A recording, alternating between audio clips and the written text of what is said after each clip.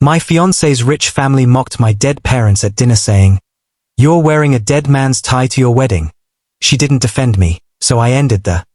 I am 29 years old, and until a few months ago, I thought I had my future figured out. I proposed to my girlfriend of 5 years, Emily Carter, believing love, loyalty, and shared history were enough to build a marriage. I came from a modest background, raised by parents who worked 2 jobs, skipped comforts, and poured everything into giving me a better life. Emily came from wealth, old money comfort, private schools, country clubs, and a family that never had to choose between paying bills and buying food. 2 years ago, my dad died from a deadly disease. A year later, my mom followed. The doctors said stress played a big role.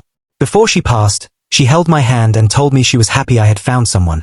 But she also warned me, quietly, never marry into a family that looks down on where you come from. At the time, I thought she was just being protective. I was wrong. Before I continue this story, please drop a comment and let me know where you're watching from. I'd love to know how far this story has traveled. Emily's parents hosted a dinner to bring both families together, except my family was no longer alive to attend. The house was massive, polished marble floors, walls filled with art I didn't recognize, staff moving silently in the background. Her father popped an expensive bottle of champagne and made sure to announce its price like it was a personality trait. Everyone laughed politely. I already felt out of place. The conversation shifted to the wedding. Emily's mother smiled thinly when I mentioned we were thinking of renting a quiet cabin for our honeymoon, somewhere peaceful. She tilted her head and said, "Oh dear, that sounds quaint," before suggesting destinations that cost more than my yearly salary. The table chuckled. Emily squeezed my hand under the table but said nothing. Then I mentioned something that mattered deeply to me. I said I planned to wear my late father's favorite tie on the wedding day. It was a simple navy tie, nothing fancy, but it meant everything to me. There was a pause, the kind that makes your chest tighten. Then Emily's cousin laughed and blurted out, "You're wearing a dead man's tie to your wedding." Snickers followed.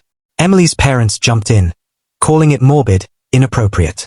Her mother wrinkled her nose and said it probably wouldn't match the wedding colors anyway and added, with a smug smile, that it looked like polyester. More laughter. I looked at Emily, waiting for her to defend me, to shut it down hard. Instead, she sighed and said it wouldn't look good in photos. That was when her mother leaned forward and started talking about my mom. She made comments about her working-class background, said a donation to a charity in my mother's name could be a compromise, so her memory wouldn't disrupt the wedding aesthetic. Then she added my mother probably wouldn't have fit in at their family events anyway. The table went quiet. Then someone laughed again. They went on, bringing up stories I had shared privately with Emily. Cheap date nights, wrapping food to take home, little moments I trusted her with. They turned my parents' sacrifices into jokes. Emily finally said, "Mom, that's enough, you're embarrassing me." Not them, not the cruelty, just herself. Something in me broke, but it was a clean break. Calm. Clear. I stood up and said I would not marry into a family that mocked my dead parents, nor marry someone who watched it happen and chose silence. I said my mother taught me that character and kindness mattered more than money and status, and I believed her more than ever. I placed the ring on the table and walked out. I moved in with my cousin Mark.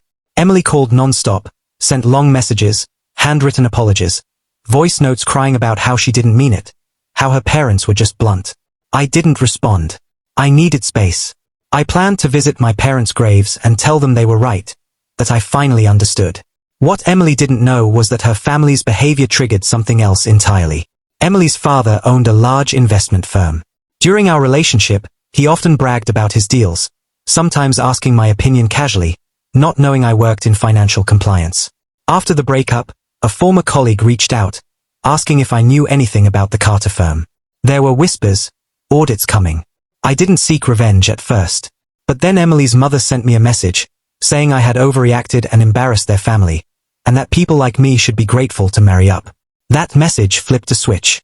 I provided regulators with information I had legally obtained over the years. Nothing fabricated, nothing illegal. Just the truth. Within weeks, investigations went public. News outlets picked it up. Investors pulled out. Emily's father stepped down temporarily. Their social circle went silent.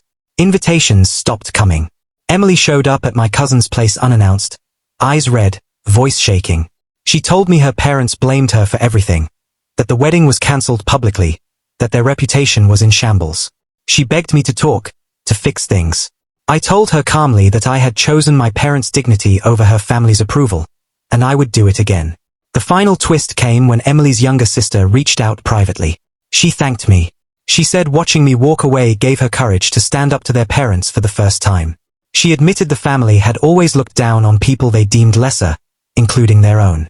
Last week, I stood at my parents' graves, holding my dad's tie. I told them I chose myself. I chose respect. I chose the values they died living by. I walked away lighter, not because I won, but because I refused to lose myself trying to fit into a world that never wanted me whole. And that, to me, was the real revenge. Please like, share and subscribe for more stories. Thank you.